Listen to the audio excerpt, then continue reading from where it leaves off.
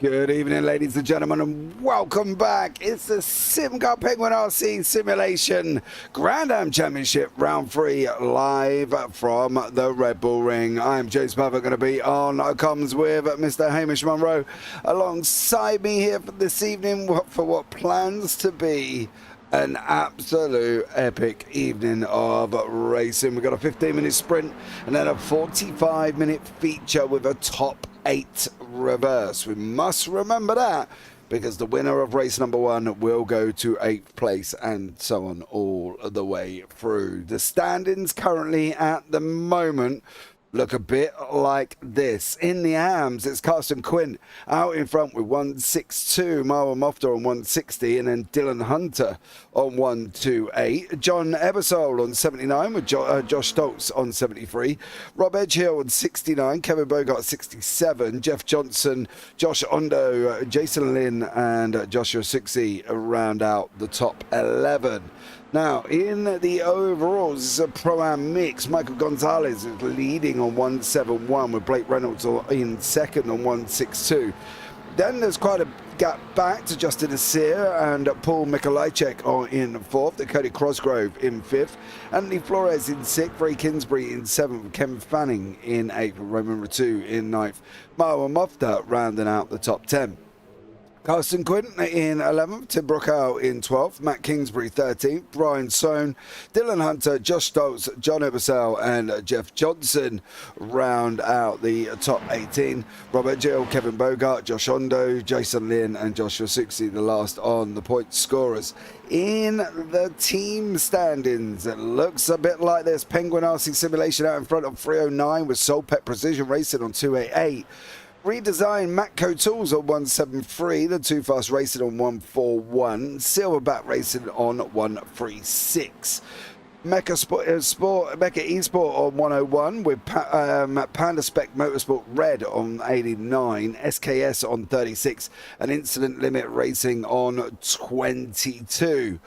What do we know about the Red Bull Ring? Well, this layout is 2022, 2.683 miles, 4.318 kilometers.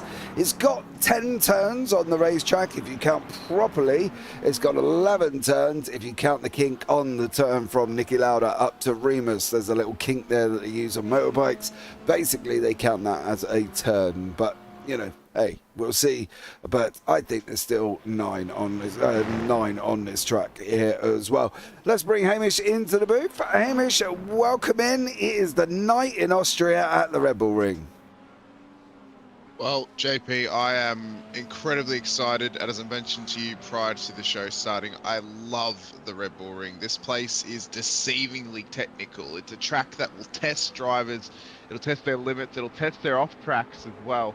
Most importantly, it's going to test them in terms of trying to get those little ounces of time out of their laps, not only in qualifying but in the race as well. This circuit's absolutely phenomenal. I know it's not a lot of people's favorites. It's one of mine. It's my top 3 favorite tracks on the whole iRacing service. It's a fantastic place to come racing, and beautiful sunny skies out at Austria today. I think we're going to be in for an absolute cracker. Yeah, I got to agree with you there as well. Kenny Bouchard, YouTube chat. I'm here supporting my #1 broadcaster. Looking forward to some great GT3 racing. Hi, JB. Hello, Kenny. How are you, dude? Thank you so much for joining us. It's definitely going to be an interesting one. One of the things I picked up on there, you mentioned off tracks. Now, this is the circuit with the most funkiest off tracks I think I've ever seen, because you can take all of that curb that we're looking at Kevin Fanning taking, and there's no off track. But if you sneeze on a certain curb as well, coming into the final second to last corner here, you end up getting off track. These off tracks are just funky at the Red Bull. They make no sense. Yeah, it's you know, it's questionable to say the least at some corners where there are some off tracks and there are some others as well. But I don't know. I think, you know, this place here, it's all about your rhythm. It's all about your flow. If you can get your rhythm on board, get your laps under your belt, you shouldn't need to worry about the off tracks too much. It's when that rhythm is broken. It's when you're, running around the circuit for laps on end is to say the least. That's then when you start to find those little niggly off tracks. So it looks very basic. It looks very basic on the track. You've got to take into consideration the elevation changes around here, absolutely massive. And as well, some of the speeds you're taking some of these corners, but also some of the speed you're carrying up some of these corners against those elevation changes as well. It really puts a test on your car. Now the GTs around here, I mean, they're gonna be tough, but they should be okay at this circuit, especially down here. You know, coming in a downhill, as soon as you get in the braking zone, that's when it starts to dip downhill. So all of a sudden, your braking zone gets slightly changed, what you think it would be. So it's a real tough circuit, but it's got some sort of magic about it, JP. I mean, every race that I've called at this track has had something happen, or it's had some phenomenal battling, whatever it might be. Every race I've raced here has had some phenomenal battling as well. It's a real special place, and I think it's overlooked a lot by a lot of iRacing enthusiasts out there, or motorsport enthusiasts out there, because it's just a hidden gem. It really is. I think for me, for this circuit, is you like where we are now. You can go wide now, but if you go wide here, you're getting off track in a slowdown. It's the same if we run round now with Kevin Fanning. You can see currently in the moment as we're going up towards turn 1, it's Nicky Lauda. We can come all the way to the right. We can take a little bit of that curb, but we've got to stay out of here. We can't go any further than that yellow sausage curb along the left-hand side. You're coming up now, you're going to run straight right, you're going to straight line this as much as possible, go to the left-hand side, you can only go 2 wheels on the left here, start braking now into Remus. So you've got to look at the inside line, let the car drift out, stay away from the sausage curb as much as you can. This, for me, Schlossgold, is the corner that really is weird on the off-track situation, because you can run quite far out here on the left, but if you take too much of that inner curb, you end up copping an off track, and if you take too much of the exit curb, you cop an off track as well. I don't know how they measured these, and I don't know how they came up with the off track limits here, but for me, sometimes it's easier sticking a line around the whole circuit and just pulling it out a meter, because you can take all of this here, you can cut as much as you want off, that doesn't matter. And it's going to be it will be a race where off tracks are going to play a part, and I think the guys have just got to make sure that they're aware of that. They need to know where the limits are. They need to know where and when they're going to get these dealing with these off tracks. Now, as we know, there's an unlimited incident points, but you don't want to go around racking up loads just because you can. But you know, use a little bit of common sense, because some of these off tracks as well, Hamish, they come with slowdowns, and you don't want that. You can rack up as many incidents as you want, but if you start racking up slowdowns at every single lap you're going to be doing here, it ain't going to work out too well for you. No, it's not. I mean, it's not a short and fast lap. I mean, you know, you're around about the 1:30s for the lap time around the circuit. I think a lot of these off tracks are very circumstantial. You'll notice you'll get a lot of them on the exit of the corner because they want to allow you to try and get as fast a run as possible through the corner. You mentioned down here, if you cut this, you get an off track. If you run it wide, you get an off track. And I think that's also because they don't want you to try and push the limit too far mid-corner on exit as well, because it is so tough to find those little minute about a lap time, and you will push your track limit as much as possible to find those lap times. But to get an ultimate lap like a 29.8 within track limits is a phenomenal effort from Kevin. Yeah. And that's one of the big challenges around here is, again, getting that flow in, getting, making sure that you are able to, get your off tracks in check, but also manage to push the car enough that you can cut continuously quick lap time during the race. It's going to be a real test. I mean, that looks like an off track, but you can never really know because of how far wide out on the final corner the off track system is. So it's going to be a proper test. I'm going to have to ask you a question. My time to John Eversole and Rob Egel, are they in pro or are they in Eversole's AMs and Robert Gill's AM as well. Sweet, that'll make it easy for me. Yeah, we can we can resolve that. I'll resolve that with you in a brief minute there, sir, to be blatantly honest with you. But I think this is going to be one of these races where the guys have got to be aware of what their limits are, how far they can push the cars, and how far it can go for them. I think they've got to, as you say, it's very, very flowy. They've got to make sure that they keep up the flow of the circuit. You stop starting at the RedBull Ring, you start having problems at the RedBull Ring, you'll find that there'll just be a problem every single lap, and every single problem will spiral, you're out of control, and before you know it, you're spitting bubbles because you can't get a lap, and you can't do this, and you can't do that, and then before you know it, it just all goes wrong. And I think at the end of the day, it's going to be very, very interesting indeed. We've got a 29.7 from Fanning on the board at the moment. The highest AM was Jeff Johnson on a 135. This is on a 5.25 with the roundup system. Marvin Mofta is also in the AMs as well, sitting down in 10th current at the moment. John Eversole was at 12th, just lost a place to Ray Kingsbury in the Porsche. McLarens are in here, Corvettes, the Fords, some Porsches though, Hamish, but it's quite a McLaren Corvette dominated field at the moment.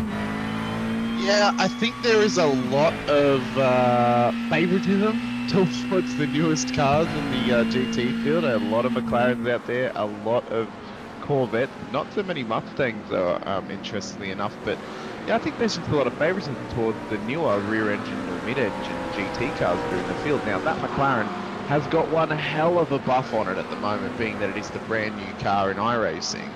It will get nerfed at some point, I'm sure it will. The Corvette used to be incredibly buffed as well, so, it's a weird one, I think. I mean, the McLaren, it's a cool car, it's the new toy, everyone wants to play with their new toy that they get whenever they get it. And, those drivers in the Corvette, maybe they haven't bought their new toy yet. Maybe the Corvette is still their new toy that they bought at the end of Season 1, when it came out in Season 2. Well, I've got both.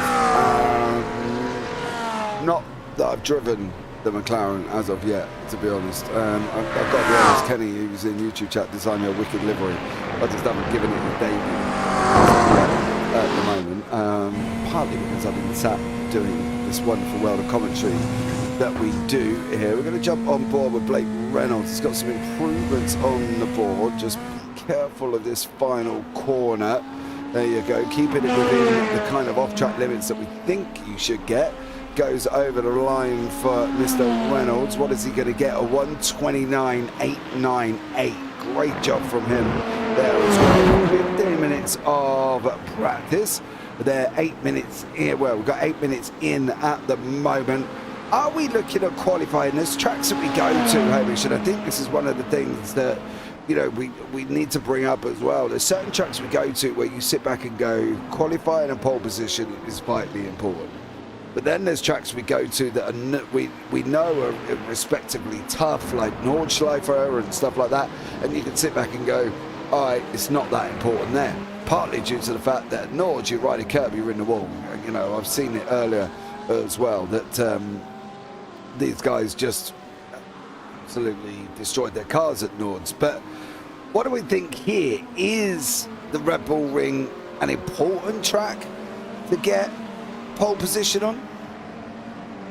I think so. I think it's, you know, you can very easily get caught up amongst yourselves, especially in the mid-pack around here, being such a fast lap, being that the times are so close. It's, you know, you'll go around and you'll think, oh yeah, lap one, we'll get through it, but turn one, always incredibly chaotic, because it's a 90-degree corner. Turn two, always chaotic as well. Turn four, even in the midpoint of the second two, and as well the last corner. So I think if you can qualify up the front, whether it's on pole or in second, as long as you're on that front row, you should be pretty easy going, because that mid-pack is going to be fighting and clawing at trying to find those little minute amounts of time throughout the field. And people are going to get overlapped, people are going to get locked inside each other. I think you'll see a lot of cars spun around, especially off the exit of turn one. The cars catch that tire on that side of the game, which is going to go pirouetting around, and they're going to end up in the grass on the right hand side. So I think if they can get a good qualifying out of them, I mean, Reynolds and Fanning, they've done well to get their qualifying where they have. I mean, Gonzalez, who leads the championship, he's slightly off of Reynolds' pace at the moment. He's a good nearly 6/10 off his pace. So, you know, over the course of a whole race, if he's 6/10 slower and he's having to battle the likes of Flores or Kingsbury, this is going to hurt him in terms of the championship standing. So they're going to have to be very cautious, and I think they're actually going to have to plan very heavily around when they battle and when they don't battle. They're going to have to work together with some drivers just to keep in reach of the front runners. Yeah, absolutely. I do fully agree with you on that one. Don't forget they get 30 for a win in the sprint, and 27, 25, 23, 21 and 19. And then it goes down in 1, 18, 17, 16 all the way down. 60 in the feature, then 54, 50, 46, 42, 38, 36, 34, 32. It drops all the way down in twos, right the way down to 24th place. Gt3 Pro and Am drivers score in the same point system for overall classification. For Am only scoring, the results are recalculated, excluding the Pro drivers. That's why when we saw the Pro Championship, Carson Quinn was higher for the in the overall. He didn't have the same points as he did in the AMs, but in the AM Championship he had a higher point. So that's how the system works here currently at the moment. Rob Edgill in 16th place for the Pan Spec Motorsport Red is got some green on the board. He's got greens in second as well. Is it going to move up any further for him? Not a massive effort and gain on that one for Rob. Row 2 in 8th, Michael Gonzalez in 5th. Kevin Fanning is out on the racetrack here currently. That looked very, very wide, I've got to be honest. So did that. If he manages to get this time registered, I'd be very, very impressed from Gonzalez at 130.41. No, by the looks of it, has not registered. No surprise, Hamish, considering how far he was off the circuit through the second to last on the last corner. Yeah, it's, I mean, those off tracks, again, they are costing some drivers in this qualifying session. But I suppose it's also then, we're not really getting a true indication of some of these drivers' pace if they're getting these off tracks and they are also actually not being able to, you know, run at their full pace because they're getting these, you know, these off tracks that are cancelling out their lap time. So Gonzalez maybe a bit more pace than what we first realised, and he could be as good as Reynolds around here, and he could be fighting with him during this race. I mean, we won't really know until it happens. So we get underway in basically about 1 minute 40 time here. Very picky track as far as off tracks. Will definitely be some tonight. Question, what's the Mustangs in this league? You know what I like? Is it Pro and Am? What do you mean? Mustangs in AMS at the moment, and that's Robert Edgill and Dylan Hunter. They're represented by the red corners on their banners. Obviously for the blues, it's the pros, as you can see there with Mikolajczyk. Nasir is also pro, Michael Gonzalez is also pro, and Cody Crossgrove is also pro as well. I do like the fact that the banners, the corner of the banners, match the mirror colours on the mirrors. If you've not noticed, the back of the mirrors are red if they're AMs, they're blue if they're pros. I think that's a great little touch for banners as well, because that really kind of does signal out who are the pros and who are the AMs. The green on the timing tower on the left hand side, if you're wondering, is the driver we are focusing on. So at the moment we're looking at Kevin Fanning going over the line.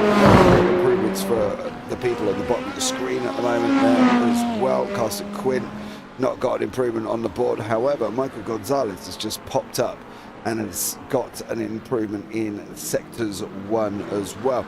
The colour coding, I think, works here, Hamish, as well. It gives us an inkling. You can't see the banner, whether or not the window, the mirrors are the same colour as well. It's a good definition. A good pro-am mix, I think that's important as well. They've got, so what have we got? 8 AMs, 10 pros for this race. It's quite a good mix when you get that side of kind of separation. Yeah, you want to try and have it balanced as well as you can. I mean, we've got predominantly pros in the field this evening of 10 compared to the 8 amateurs, but it's trying to have that balance is incredibly important when obviously making your classes, so then everyone feels like they're having a great battle. Every pro and every AM here tonight are guaranteed a top 10 in their class, because there's only a maximum of 10 in the pro class and a maximum of 8 in the AMs, but yeah, it's there are some AMs that are as fast as the pros as well, but they struggle with their racecraft and with their consistency as well. So, that sort of balance. I mean, you could argue the top 3 in AMs, they're probably a more pro-am driver, where they're around about the pace of the back end of the pros, but their consistency lacks a little bit. That's with time, and they'll get more and more consistent the more they drive these things. The more they race in this field as well, they'll get more and more consistent too. So, but we're gonna have a full rolling start lap here. So we got about 2 minutes when they roll around to kind of discuss everything. Starting grid though for this race will be as follows: Kevin Fanning will start pole position ahead of Blake Reynolds in P2. Cody Cosgrove will start on the second row of the grid alongside Anthony Flores. Jeff Johnson will be pole for the AMs. Will start P5 on the road ahead of Michael Gonzalez. Ray Kingsbury and Roman Rateau will make up the fourth row of the grid, with John Ebersol and Marvin Mofta getting into the top 3 of the AMs, making up the top 10. What does the rest of the field look like, JP? You got Justin Nasir is in 11th, Paul Mikolajczyk in 12th. Then you've got Brian Sohn in 13th, Josh Stotts 14th, Josh Ondo in 15th, Rob Edgill 16th. Then you've got Carson Quinn in 17th, and Dylan Hunter is down in 18th place. So that is the grid for this one. Yes, Mr. Bourgeois, we have 2 Mustangs in the field. They're in the AM class towards the back end of this field there. You can see them on the left hand side. Mr. Edgehill and Mr. Hunter are in the AMs. So what do we expect, Hamish? Quick. Lap 1 carnage at turn 1. That's what I expect. What I always expect when I come here. Yeah. If it's not lap 1, it's not turn 1, it's turn 2. I don't want to say that you're right. I just think they might be sensible. You never know. It might be. You never know. There might be, then there might be the person who misses his breaking point and just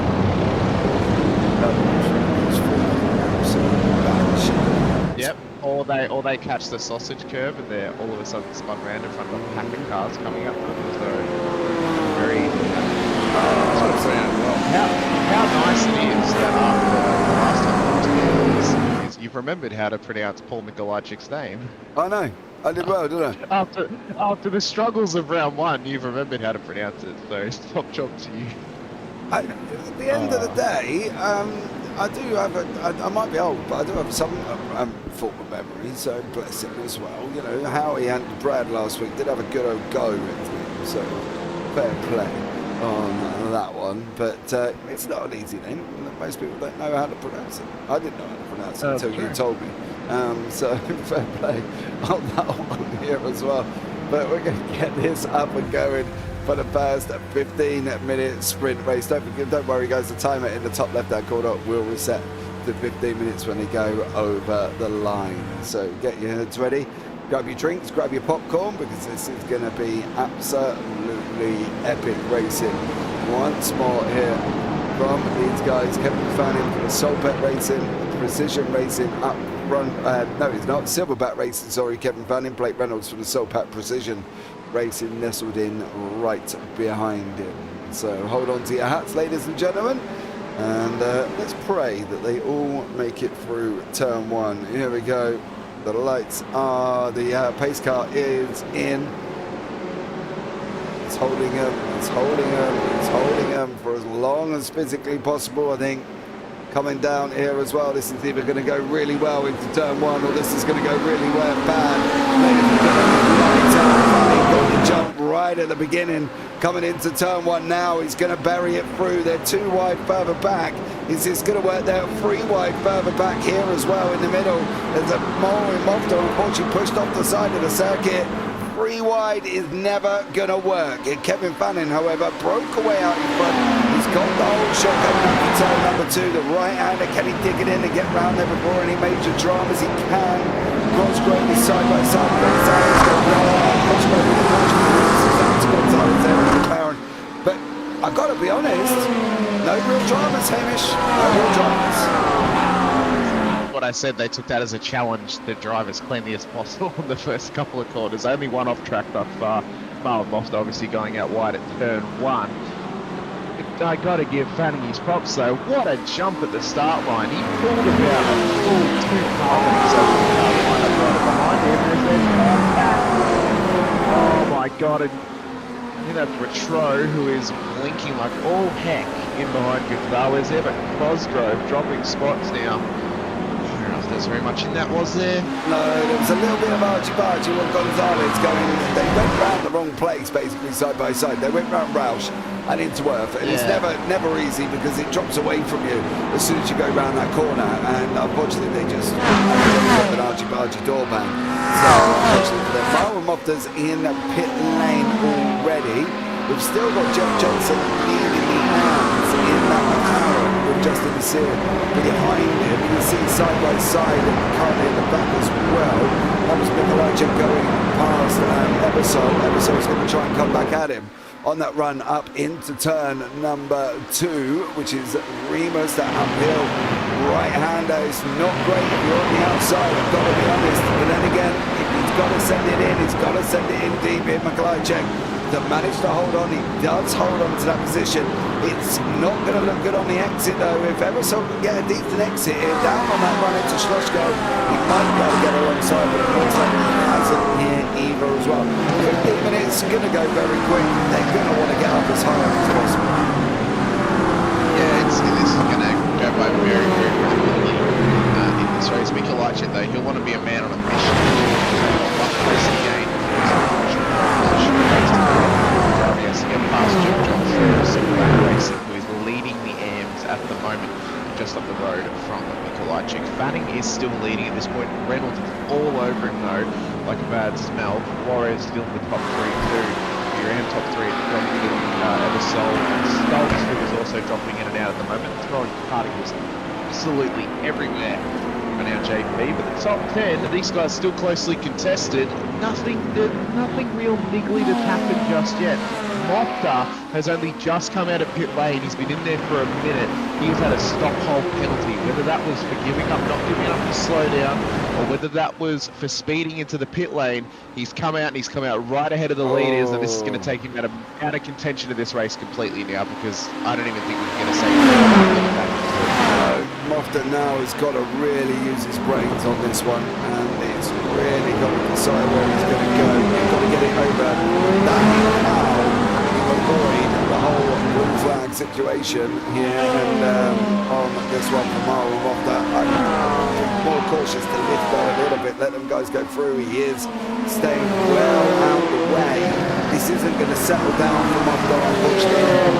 He had to come out, he's got to make the corner. He's got to make the corner, isn't he? He does, but he really picked it at the wrong time. He really did. That could have been very poorly for Marlon Lofter. That Porsche of Ray Kingsbury nearly absolutely collected him through turn 5 there. I have to wonder how his seat's looking right now, because there might be a couple of stains on that one after the helmet just pulled out right in front of him. Yeah, absolutely. I think that Kingsbury, though,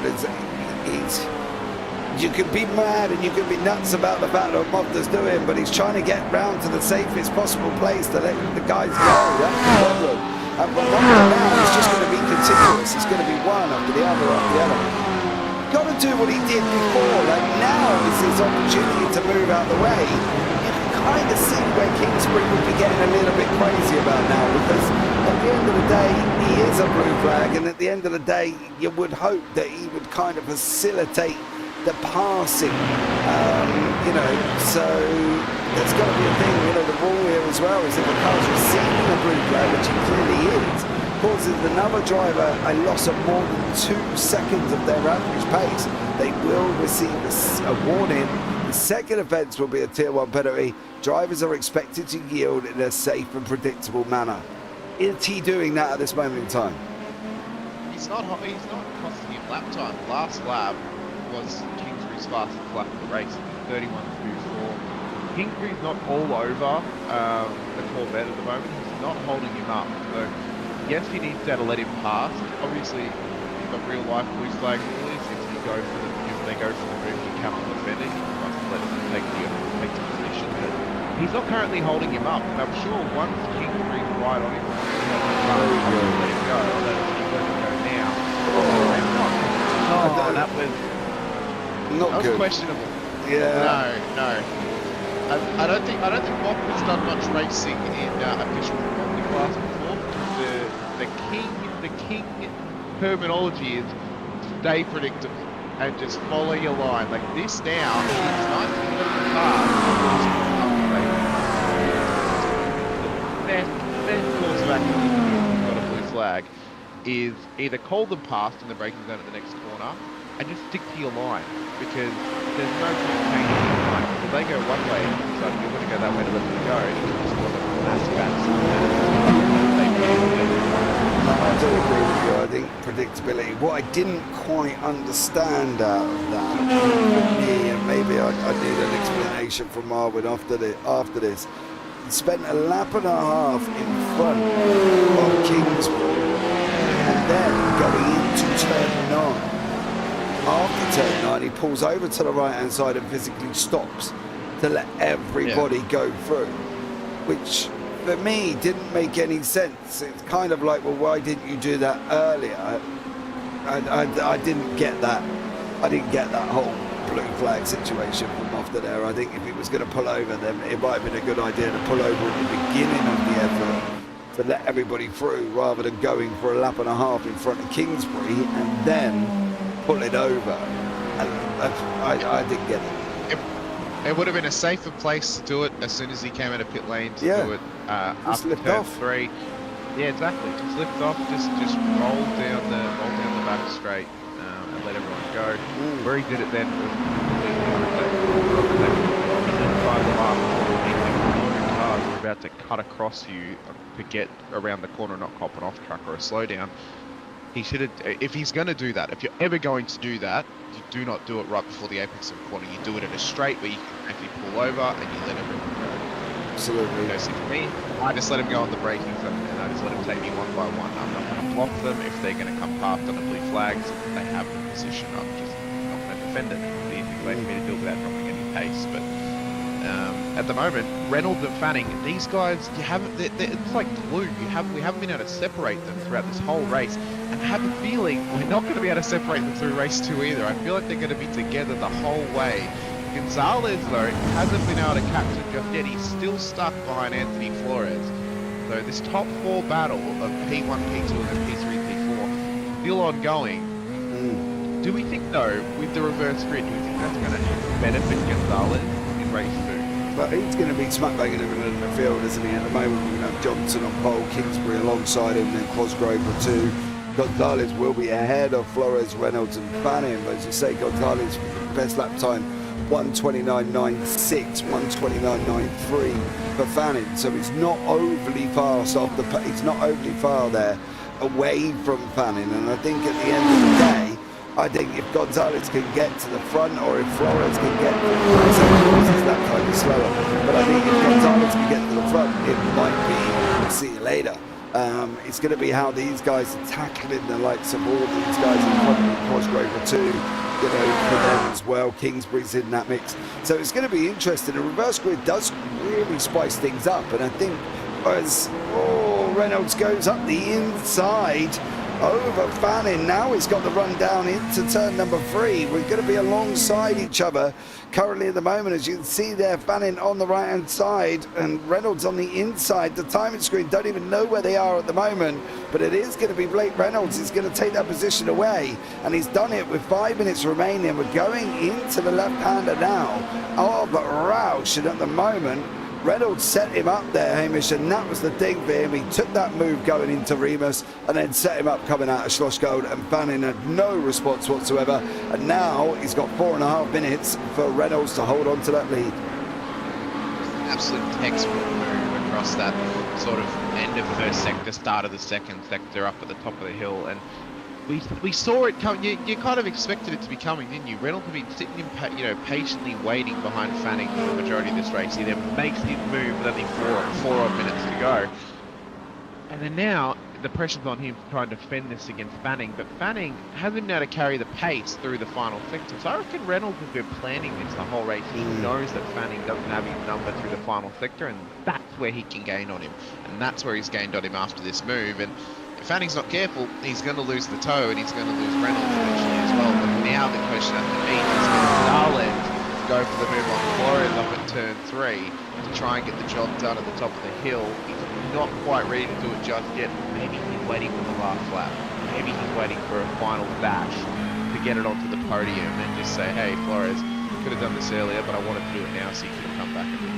Or maybe he's just not going to do it at all and get a better position for race number 2 in front of Flores. That's a good point as well. That's a good point as well. Because if he does it, he's going to be one back away from him, and he's going to be back in the grid as well. And obviously with race number 2 carrying more points, does he really need to push race number 1 for the sake of it? And that's one of the strategies that you bring into it as well, knowing that race 2's got more points on the board in the race. You have a better qualifying position until finishing, which is great. But I think it's a solid strategy. A lot of drivers implement it across multiple leagues, and I don't blame him if he just holds here and just takes the position ahead of the top 3 in the in the grid for the next race. He's going to have Ricardo ahead of him. So he should be able to get past them fairly easily. Yeah, I agree. I think if Gonzalez was literally sat there all the way through and decided he's not going to make the move, it wouldn't be too much of an issue for him because of where his position would be. He can't get any closer. McLaren can go on that run as well. And here we go. Is he going to look up the inside? He finally is. But is he going to get the exit out? He's had to take that tighter line. They're going to be side by side on the exit now. Anthony Flores and Michael Gonzalez running side by side here as well on the way down into Schlossgold. It's going to favour Gonzalez. Gonzalez is going to be on the inside, but he's not going to be able to make it work. You can see there Flores gave him room, but didn't give him room enough to carry the momentum and carry that pace that he probably needed to get through for Flores on that one. So yeah, difficult situation at the moment. Well, even though Flores was the last of the late breakers there, he wasn't able to carry the pace through the corner because he gave Gonzalez that little bit of gap. He decided, I'm not going to cut your nose off here, I'm going to give you that car with him. And that's what's actually cost him the position because he had to flow it right up just to make the corner. Gonzalez just tucked up the inside with his car where it needed to be, and he's like, thank you, sir, I'll take the position away from you. Yeah, I mean, I almost feel like maybe Flores should have braked a little bit earlier, forced Gonzalez on the late break and see if he makes a mistake. I agree. I think the Flores had a few better options, but it is the final lap of race number 1. Blake Reynolds has taken this position away from Kevin Fannin, who led for half of this race, and then Reynolds has come through and taken it away from him. Fannin still should get second place here in the pros. In the AMs at the moment, Jeff Johnson is going to be in a sweet spot. He's going to be on pole position for race number 2. I kind of think it's a good place for him as well, because he can get away, and he's got that 9th place drop between him and Stoltz, with Eversole in the mix once again. But it's also going to be a bit of a nightmare for him, Hamish, because he's going to have these out pros coming through at him. Yeah, this is going to be a real test for him now, starting at the front of the field ahead of so many pro cars. You know, he's going to be under massive pressure. Reynolds has a little bit of a wiggle there down turn 9, but yeah, it's going to be tough. I think it just has to be taken lap by lap, and if they're going to come past, just let them go. You know, eventually they'll all get past you. As we have Reynolds coming up towards the final quarter. He managed to get the move done a couple of laps ago, and an incredible effort from Blake Reynolds. He'll bolster his championship run, and he'll come across the line in P1 for Stolpek. Precision Racing, Fanning P2, Gonzalez home in P3. These guys will all get put down towards 8th place as Johnston comes across the line. P1 for the AMs. He out on the road, JP, he will have that provisional pole position for race 2. Yeah, he will. Stoltz comes over the line in second. Eversole rounds out the podium in the AMs. We've got Josh Ondo there with Dylan Hunter. This is going to be a run down to the line as well. Can Ondo do anything? He's not pulled out. He's now decided to pull out as well, but he doesn't get a position away from Dylan Hunter. Hunter holds on to that position, and that first race absolutely flew by. But here are the results from race number 1. Blake Reynolds is your winner, with Kevin Fannin in second, Michael Gonzalez in third. That's your 1, 2, 3 in the pros.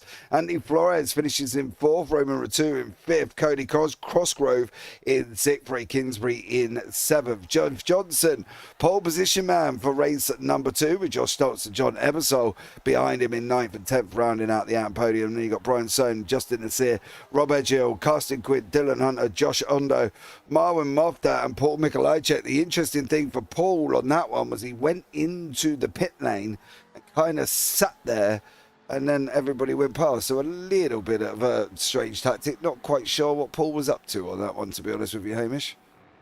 Yeah, I saw on the logs for this race, he had an off track, so he may have possibly just nicked the wall and just hindered his car a little bit there towards the end of the race. Maybe decided, instead of coming in and fixing it, I'll just park it up and go ahead and have another crack in race number 2. So, you know, it's a shame for him. He could have been on for pole position in this race. He was in the mix with Reynolds, with Johnston for a long time, but yeah, unfortunately for Mikolajczyk, he's now dropped down to the back of the field, and he'll start alongside Mofta at the back end of the track. Yeah. Well, let's see how these guys get on. We have got a brief little bit of a warm-up. This is their time to grab a drink, sit back and chill out if they want to, or they can go out on track like Nasir can and Flores can and Fanning can. We've got Mr. Reynolds waiting to come and have an interview with us. I've just seen him in the Let's grab him up here as well. Your winner from race number 1, Mr. Blake Reynolds. Welcome in, Blake. How are you, sir? Good, good. I just won the race. You did win the race as well. Great overtake on lap 7 there. How long was you planning that for? Well, Kevin was nuts in practice and qualifying. Like, he had a couple tenths in the hand, so I'm like, I think if I just stick in his draft, I should just be able to hang with him and maybe have an opportunity to make some mistake. But I ended up having a pretty good run. My car got better as the race went on. Every lap, I felt like I could get closer and closer, and I just wasn't overusing my tires. So hopefully that feeling goes into the future here. But I just kind of bided my time, and I broke him into turn 3, I guess it is. Yep. And And yeah, I had his apex. He got kind of off there, and we drag raced down into 4, and I got the spot. You did, and then you went on and took the victory. So, Yeah, but this Corvette, it is loose. It's so loose. I almost prefer it in dirty air. Oh, okay. Well, you're going to be in lots of it for race number 2 because you're coming down from 8th. What's the plan? I did make a little bar adjustment, little diff, here and there. Hopefully that should help, but we'll see. Should be a good one. I think it sounded like the racing is good throughout the whole field. Yeah, it was. It was a good race. Are we going to see an 8th to 1st by the end of the last lap challenge, Blake? First lap challenge, Blake? No, probably not that. Unless there's a pilot.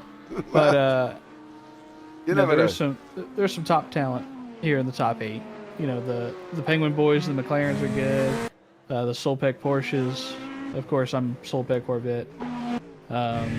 Should put on a good show. And watch for Kevin here. I think Kevin will have quite the piece here.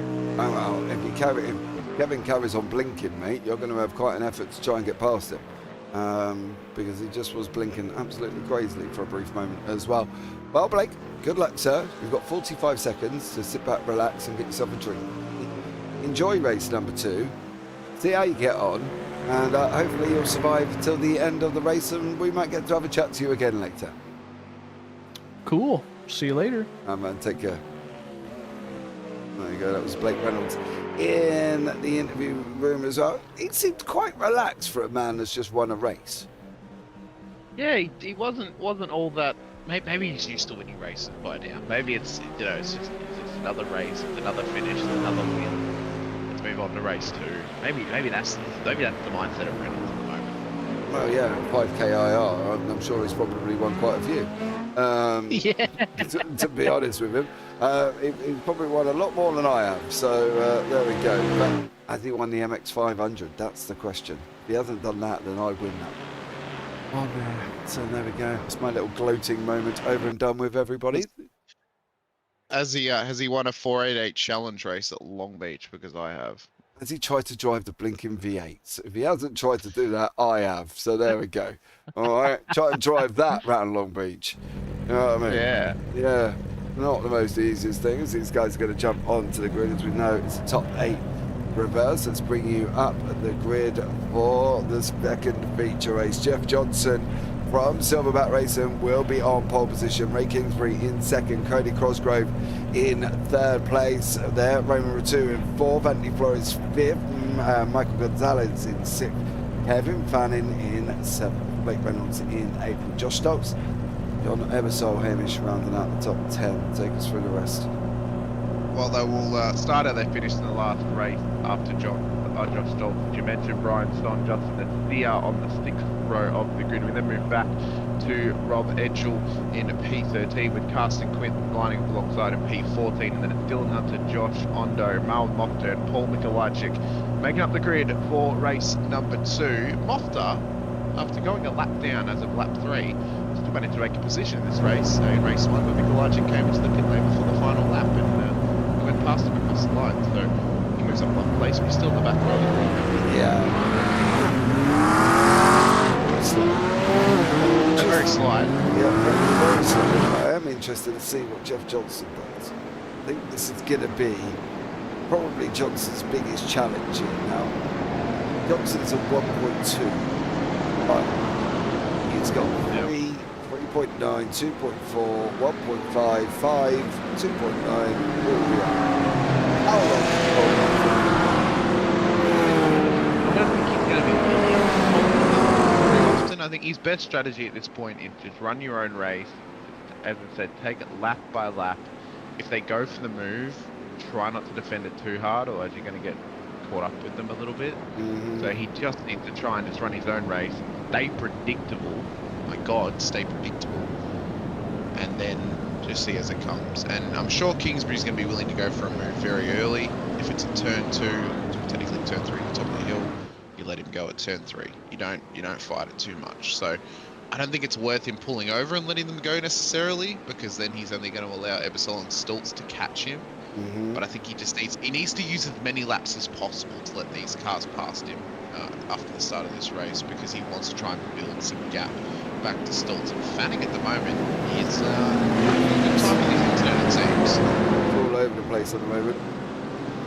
Interesting, people have told him that he's got a little bit of a problem, but Kevin Fanning, hopefully that will settle down as the race gets underway. There is these wonderful people who's on the pace car, his internet goes nuts, and then when the race goes green, he does end up settling back down. Now coming through Roush, we've got Worth to go, and 2 more corners after that before we go green for this 45-minute feature race. No pit stops needed, just a straight sprint. The guys are in 100% fuel, obviously they're open setups, so people set their own fuel right at the beginning, because they will be being able to just put in what they need. It's whether or not they've done their calculations correctly.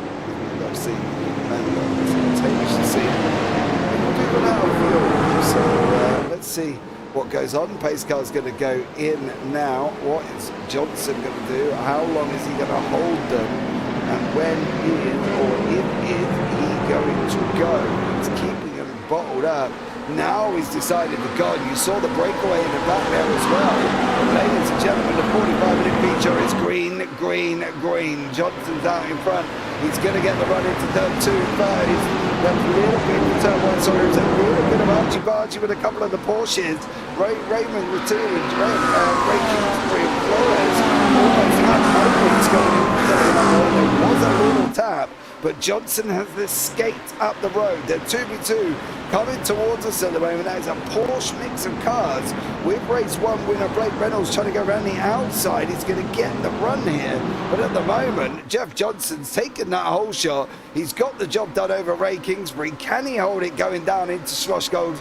Well, time's going to tell, and the answer is yes, he can. But can he keep it on track, Hamish? He's got a great start. He's just got to utilise what he's got. This start has been absolutely perfect for Johnson. A perfect scenario for him. Just try and break away as quickly as you can. Kingsbury's trying to get it done around the outside of the left-hander. He's still going to try and hang around the outside up towards through turn 7 and 8. As he runs it through, needs to be careful of off track, gets the job done and takes that great situation for Johnson though. He hasn't given too much time up to give the lead away. He had a nice gap to that pack of cars in behind, and now he just has to take it like patient running it out wide might hurt him, and he's got to slow down. That's going to cost him, and that might make it a little easier for these tries to get past him. Yeah, it is now, but when the 2 goes up the inside, I'll tell you what, Johnson goes across the nose of Flores there. There's no, he had the placement, he had the gap, his car was in front of yours. No point flashing whatsoever. He does not need to jump out of your way. It's down to you to overtake him. Further back, the Sears having to go. He's up 4 places. Sends it out the inside of a couple of the guys there. Cosgrove almost lost the position. Gonzalez is in front. Stoltz is further back than Mike. He's battling away with Fanning, whose internet seems to have settled down. Fanning lost 3 places here. There was no real dramas registered for these guys, and as you can see at the moment, Kevin Fanning, who can't get past Josh Stoltz. Stoltz managed to hold on to him. Carson Quinn, championship leader, further back, sitting in all up. He's up for the place as well. And then you've got Brian Soam in behind him. He's also having a nice little battle with John Eversole and Carson Quinn. So lots of action taking place. But at the moment, Kingsbury's trying to escape up the road. Roman Ratu's in second place here, Hamish. And Kingsbury's trying to do a runner. And Ratu doesn't want to let him. Yeah, he is just, he's like the road runner at the moment, trying to build as much gap as he can over Roman Ratu here. The last lap over the first lap, the first lap was 132.87. Now is when we're going to see and find out what the real pace is of the front runner, Ray Kingsbury. Comes across the line, 131.36. Rateau, even after having to make the move on Johnston at turn 1, goes 3/10 faster. So that Mika Esports car has currently got the pace over the leading Porsche Kingsbury. A bit of pig-on-pig battle at the front end of the field. Yeah, we're going to find out very, very shortly as these two Porsches go running up the hill. McLaren tucked in behind. Flores in a Porsche and Blake Reynolds in that Corvette. Did say he made changes for a very, very loose Corvette indeed. Has the changes capitalised on for Blake Reynolds? Well, we're going to find out at the moment. The guy is up 3 places, doing a great job over this opening. See there as well. Honda, Edghill lost. Mofta, Mikolajczyk gained. Emerson lost as well. Mikolajczyk going side by side with Emerson at this moment in time. And is he going to be able to make it through? He is. Paul Mikolajczyk gains another place. That's up 5 for him at this moment in time. These AMs are very, very spread in and amongst his pros. You've got Jeff Johnson sitting 3rd overall, Stokes sitting in 9th, Quinn in 11th. You've got Fannin in 10th place, but doesn't seem to be going forward. He's kind of more going backwards than he is going forwards for Kevin Fannin at this moment in time. Yeah, he doesn't seem to really have the pace on them at this stage. I mean, has he able to make changes in the car, or all of a sudden those changes aren't for him? I mean, who knows at this point? To race number 1, as Richo is now all over the back of Ray Kingsbury. We may not be too far away from a move getting completed here. Probably it's a long race though. There is still a long way to go. I mean, Johnson, he's P3 at this stage. He's got some very fast boys in behind him, and Flores and Reynolds and Gonzalez. Don't expect him to stay in P3. Imagine the scene if he were to get on the overall podium. That would be absolutely wild. But I'm not counting me chickens just yet. I think Reynolds at the moment, I mean, he's already gotten past Gonzalez. He's trying to get it done on Flores as well. It may only be a matter of time before Johnson drops off the podium. Maybe, but it depends if Flores lets him. He's gonna he's gonna have to tuck in now as well for Flores in that Porsche through the left-hander of Roush. Then we've got to go on to another left-hander of Worth. But at the moment, I think for Johnson, he's staying ahead of people. They're not closing in on him. Now they might, because Reynolds has picked up the mantle. But before, when it was Flores, they weren't getting any closer. So Johnson clearly had pace, but for how long can he hold it? Can he lose the place to the race 1 winner Reynolds and then hold back Flores for as long as physically possible? That's going to be an interesting scenario, because you can see at the moment he's actually pulling away from Flores. He's not making that inroads. So once Reynolds gets past him, as you can see, Ray 2 has just taken the lead over Kingsbury there. But once Reynolds gets past him, he ain't got to worry, because he knows he's got the pace on Flores at the moment. Yeah, he does. And what I think would be a scenario right now, Johnson specifically, if he's helping him so much in trying to take this win today for the AM, the fact that Josh Stoltz has already dropped a position in this race. Is he going to get the position? Oh, not on a straight. Oh my God. He's gotten it, but maybe with a little bit of controversy there. But this scenario, it works so well for Johnson, because those other AMs, they're dropping back further and further away from him. Now, even though he's dropping on the top, they're dropping back too. So the longer this goes on, the longer he can remain in this top 10, it's going to work out well for him towards the end of this race. But Gonzalez and Flores, these guys are getting feisty in this battle for the top 5. And they're trying to just get onto the back of Blake Reynolds. They have to hope and pray that Johnson holds him up as much as he can to try and rubber band them back into this battle. Up towards the final couple of corners now. Reynolds is all over Jeff Johnson. Can he put the pressure on him enough? No, he's going to stay patient, because he knows that Johnson's actually catching Kingsbury. So he's willing just to hang out behind him at this stage, maybe try and send it past him at turn 1. Johnson may let him have it. This is working out well for runners and for those who are trying to get up toward the top 3. Yeah, Johnson doing a great job at the moment in time. You can see him in 3rd there. He's pulling into Kingsbury. The gap itself between the two is not very big. It's literally 4 tenths. Reynolds is tucked in behind us as well. You just see him in that bottom kind of middle left mirror at the back there, and you can see him coming now. Reynolds is now going to make that move over Johnson. Johnson's going to try and run him around the outside. It's going to be a McLaren Corvette run down into Schlossgold here. Who's going to be able to get this one? Who's going to be able to handle it? And I've got a funny feeling Reynolds is going to be on the inside. Is Johnson going to give it up here and tell him, let him go through? Kind of might have wanted to, but preferably not in that way. It might have been done a little bit easier if you just lifted a little bit, slotted in behind him. Now the problem is he's got Gonzalez coming at him, and has Johnson got the pace of Gonzalez? Well, I can tell you now, last time out, 31.4 for Johnson and a 30.6 for Gonzalez. So at the moment he hasn't, but also how long's Kingsbury going to hold him up? Solpet Precision, both of them in the same team or sister teams as of such. Solpet Colt of Riot, Solpet Porsche. How long is Kingsbury? One thing, Reynolds is looking a little bit swift here this evening. Yeah, he's looking incredibly pacey at the moment. His car's looking he's got the pace under very early on in the season to think, oh, Kingsbury just let it go, battling for the championship. Of course, Reynolds is the defending champion, but I reckon he might just battling for it. I reckon there's going to be a little bit of, we mentioned papaya rules a couple of rounds ago when we were last in here together, JP. I reckon these guys are going to battle because Gt3, he's done well to put his car where it is, but keep him very well. But Reynolds has also done the same thing. I mean, he's up 5 positions in this race. He's got a fast approaching Michael Gonzalez in behind him. He does not want to get held up by his own teammate and give Gonzalez an opportunity to get past him. I think if you're thinking about team strategy and trying to allow Reynolds to gain points over Gonzalez, don't let him go. Try to be the barrier between yourself, between your teammate and Gonzalez in behind. I agree. Gonzalez is out in front of the championship by 10 points over Reynolds at the moment. Nasir is in third, Mikolajczyk 4th, Cosgrove in 5th. So for Kingsbury, he's sitting down in 7th at the moment. It's almost, what is it at the moment?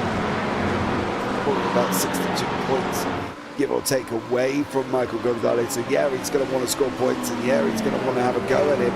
But currently, for Reynolds, he's got Gonzalez closing in him. Reynolds has got to make a move. He's got to decide what he's going to do here behind Kingsbury. He's only got 34 minutes remaining. That has to be a move done. Roman Ratu out in front by 1.4 and extended. Flores in behind Johnson. Flores has got Cosgrove climbing up. Stoltz is all the way back here at the moment. He's got Carsten Quinn tucked in. So for Johnson, this is working out an absolute treat. He is being dragged along by the guys in front. He's not losing a massive amount of time currently. And between himself and Josh Stoltz at the moment, it's almost 7 seconds. So for Johnson, he's sitting in the hot seat. He is sitting in the hot seat. His rear end is on fire at the moment. It's that hot, but what he also hopes for is that these guys when they continue to battle on, they continue to drop lap time and just allow him to run these consistent laps further and further up the road and extend that gap even more. If he can get it out above 10 seconds, he's absolutely laughing at that point.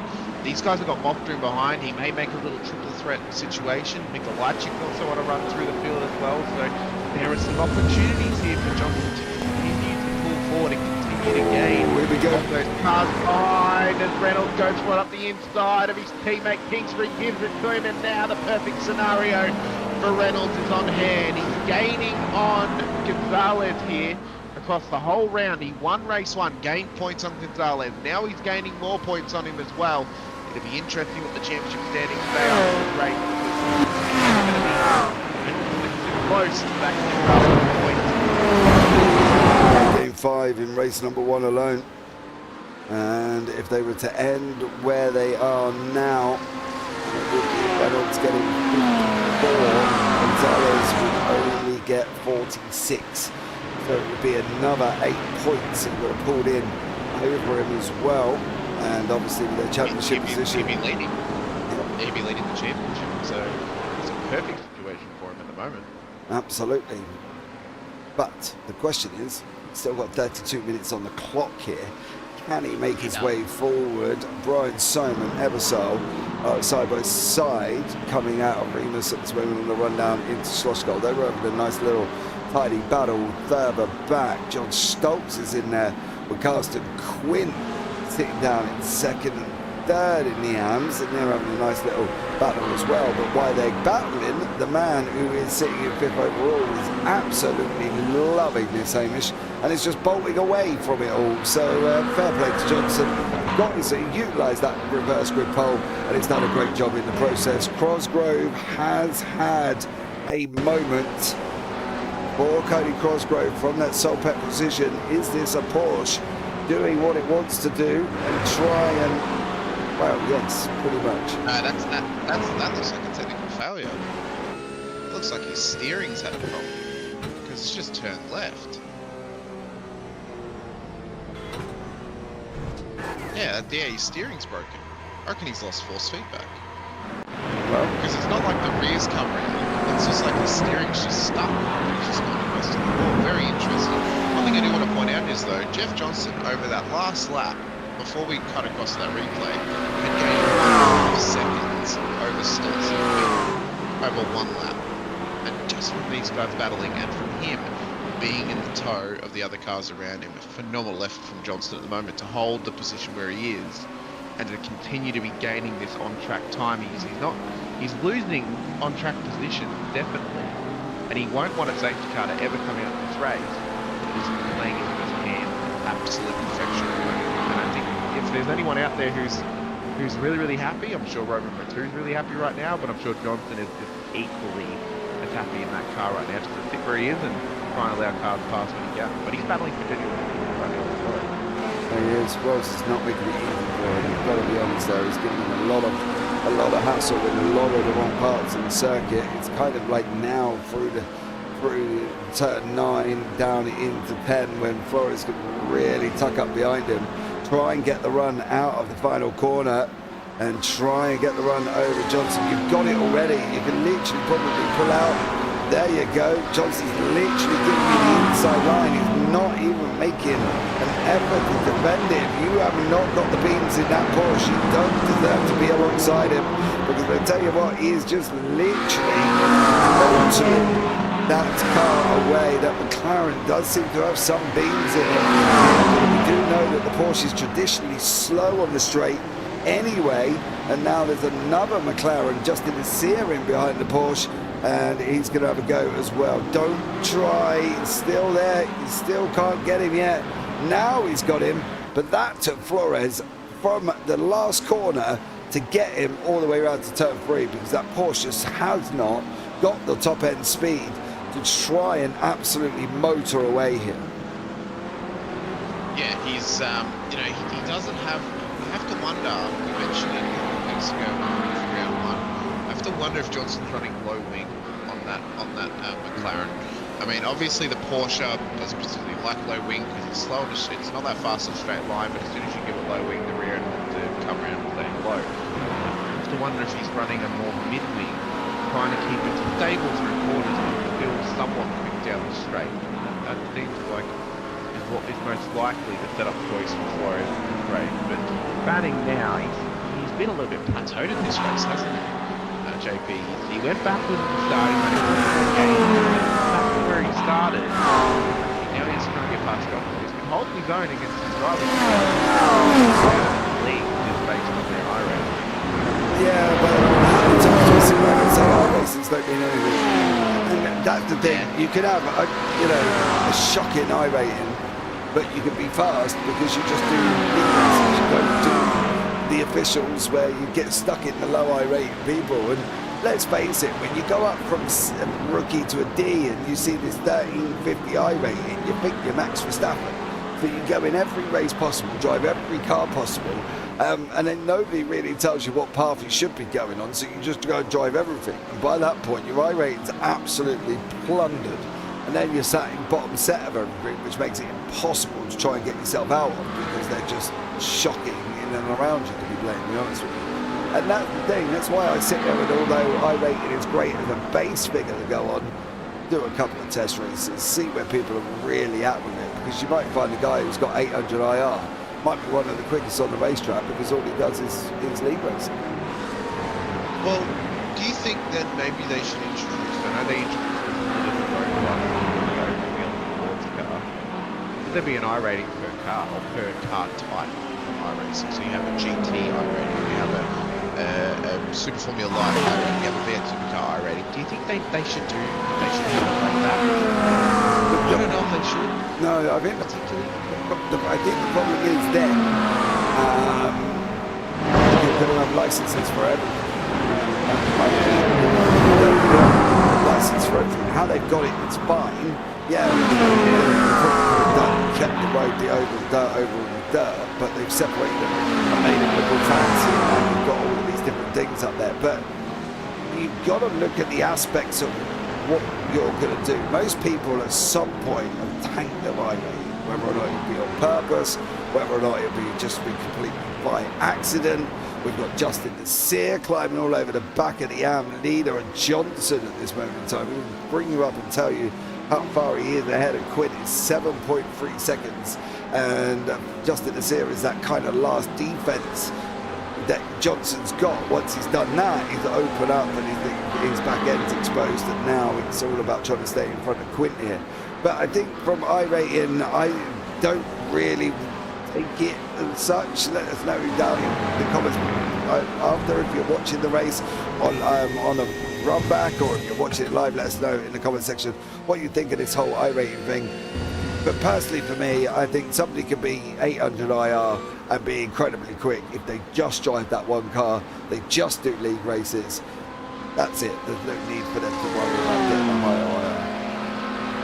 Yeah, I guess the higher, if you want a higher IR, compete at a higher level in official special events. So if you want to compete in top split of the 24-hour Daytona or anything like that, then that's why you want to have it. But if you're a league racing bandit, like a lot of people are, IR doesn't really matter. No. Unless you want to race in a pro class or something in there, specifically pro class must have above a certain I rating. That's different. Majority of leagues, they don't have that, and majority of leagues are, there's such a span of different I ratings out there. And you look at it and you go, this person has 1200 I rating, they must be very quick. This means they don't do much officials. They might have gotten out of rookies, and all of a sudden they've just gone, I'm just going to go do leagues now that I'm in league class. Yeah, and then that thing, as you say, it could be, the geezer with 1350 IR, because that's what he's come out with. That's what we all come out with, basically. We go from rookies up to D's, 1350, and then you can go and tank it or do whatever it wants, whatever you want with it. As Reynolds is just about to go up the inside of the two got a bad run out of turn 7 and 8. Reynolds is going to dive up the inside. It's going to be job done. I don't think Ratu's got much of a reply for him, and it's better off just letting him go and try and stay in behind him. To be blatantly honest with you, Kevin Fanning is in there. He's got Anthony Flores now. Fanning seems to have fixed whatever the issue was right at the beginning of the race, when he went down more than he went up. And he's doing a great job now over the start line for Fanning, chasing down on Flores. And Johnson is in behind just in the series. He's opening up over the series one time and trying to open up a little bit more to stay in front. This draft's going to help him, and hopefully, you never know, that Johnson might get a top 10 overall, or in hindsight here, Hamish kind of should get a top 10.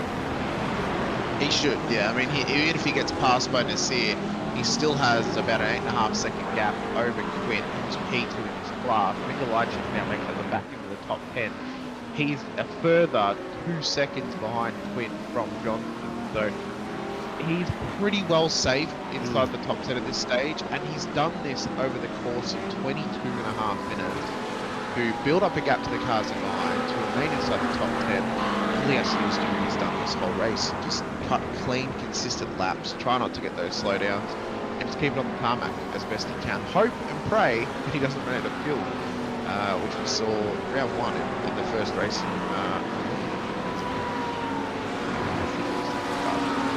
No, it was kind of close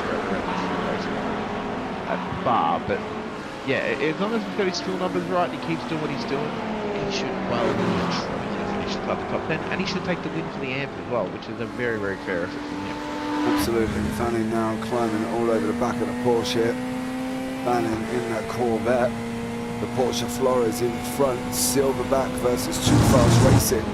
Well, let's see how fast you're going to go there, Flores, because I'll tell you one thing, mate, he's coming, and he's been been coming at you for quite a while, but he's got 21 minutes to climb all over the back of you at this moment in time and get that job done. However, he does need a better exit out of turn 1 for Kevin Fanning, because that's not a good exit whatsoever. And now he's left him stuck trying to go into turn 2. Can he get him out of 2 for the run down to 3? That's going to be the question. The problem is that Corvette does not like the pressure of the pedal slammed through it and the power put through them back wheels. He's got to feather it in there. He's not going to be able to do it here either. Flores not really defending Hamish and not really attacking. He was kind of, well, middle of the road going into turn 3 there. That's exactly where his car was parked, wasn't it? Middle of the road, right on the apex. And yeah, I think, you know, he's very likely to, he's waiting for Fanning to be right on the back of him before he can start to properly defend. I think he knows that a lot of these corners cannot send it and come off, you know, the beneficiary in Fanning's case. So Flores is racing smart. He's trying to cover it inside line, but he is feeling the pressure. I mean, he catches a lot of grass through the second to last corner. Very lucky not to run it too wide for the last corner. Fanning though is just all over him right now. Heaps of pressure on him. I have to wonder if maybe his issue at the start of the race, maybe that he drives a race that didn't like the heavier fuel set in the car. Now that it's actually come down a bit to be a little lighter, the car really does come back on again, and it's starting to promote some good braking and some quality running through these corners. Maybe that's what cost him early on. Maybe to say, without getting Fanning in for a chat, we're never going to really know what went on for him, but we do know that he is climbing all over the back of Flores. He just cannot get through that Porsche. Although it's a Porsche, it's got some little bit of a grunt that's more than the Corvette at the moment, because it cannot get a decent run out, whether it be turn 1 or not. But there is somebody off up the road here. Dylan Hunter needs to be a little bit careful of that rejoin. We'll go and have a look back and see what he did. But Blake Reynolds is coming through. Hunter's still off the side of the circuit, still there, and then decides to come back on. That's going to be near enough in front of Ray Kingsbury, but let's have a look and see what Dylan, that back end's coming round all day. Yeah, this is going to be a fucking Mustang. Yep. He got fucked off by that Mustang right into the wall. Yeah. That front left heavily damaged from that as well. It did not look comfortable going into that corner. I think that's the problem. No. You can kind of see the rotation of the car was already heading in the opposite direction. He kind of must have been having big old slide earphone warnings in his ears there, and he just didn't get it. Pick it up on the fact that it was going to slide him into a wall. So that's exactly what has happened. But I tell you what, that's worked out Fanning now. He's got to go. You've got to go, son. Be big and brave. Pick him up, stick him in your pocket. Here we go. He's going to be able to get there. He's not. They're going to be almost side by side on the run down into Schlossgold. The Corvette's on the right. The Porsche's on the left. Now hard on the brakes. Who's going to get through? Who's going to be big and brave? Can that Corvette hold it? He's got to open it up. He didn't open up the steering. That's going to allow the Porsche to get the run round the outside. Flores here, side by side, going in to turn 6. Is he going to muscle him out? He has. Fanning's got to be... No. He had to be a little bit braver on Schlossgold there, Hamish. I think that was the problem for him, and he just can't quite and wasn't brave enough. He wasn't, but that was some phenomenal racing from both drivers. You know, plenty of racing room given. You know, plenty of respect between them through those corners as well. A great effort from Flores there to defend that position and get it back. Well, it felt like an eternity. It was only a couple of corners, but he did so well to hold him off. This has now allowed Johnson to get back up the back of them now. They've got the steer lurking in the background as well. So these guys are really, if Fanning wants to try and make some game, get back up to the rear of this car. He's got to try and get this done. And if he can, he almost needs to try and bait Flores into a mistake to allowing him past. As Gonzalez at the front of the field has now made his way past Roman Ratu. P2 on the road, and all of a sudden Blake Reynolds' gains not quite as big as what it once was. Yeah, you see, I think Fanning almost thought about having a go. Nasir thought about having a go as well. We'll have a look back at the Gonzalez overtake. You can see Flores not really deciding where he's going to go. Fanning's taking it to the inside. Flores just goes wide open, then closes the door off here as well. This is the overtake from Gonzalez on Roma Rotuda. He's going to sneak up the inside. The door's been left wide open for you there, sir. Literally no defense whatsoever for the Mecca Esports on Roman Rotuda, and he just went taking it straight up the inside. But the planning at the moment, still there with Flores, and he's only got 16 minutes left. Yeah, there's not very much longer left to run in this race here. 16 minutes to go. Fanning, if he hopes to get this top 5, he needs to try and make this as quickly as possible over Flores. If he wants to get in the top 4, it's even more important if he can get this move done with Flores, so he can try and chase down Ray Kingsbury. I'm surprised, JP, the fact haven't had much advantage in this race. That's a fantastic battling, fantastic racing. Carnage. No, we haven't, have we? It just goes to show that obviously, you know, the quality of the field that's out there. Josh Stokes has had an issue here because he's just lost 4 places. What did he do? He started here with John Emerson, I believe. Did you cop? Oh, no, you did not cop a slowdown. That back end of that McLaren said definitely not. That was the first one you lost. And then did you do it again here because you lost a couple of more after this? Further up the line, let's have a look and see what he did, because he lost 1, 2, 3, 4 in this. Oh, too fast. Now would that have been a slowdown on the outside that would have cost him? He caught the grass. That would have been a slowdown. Oh, hold on, he's blinking around a little bit as well. That's not good. No. I'm not quite sure how Brian Son got him then, but he did get him here. Do things. I can't actually see him doing anything wrong. Oh! He disappears out of existence. Oh, he just goes and disconnects. Yeah. But he's back running. Yeah, so he would have, he likely would have dropped and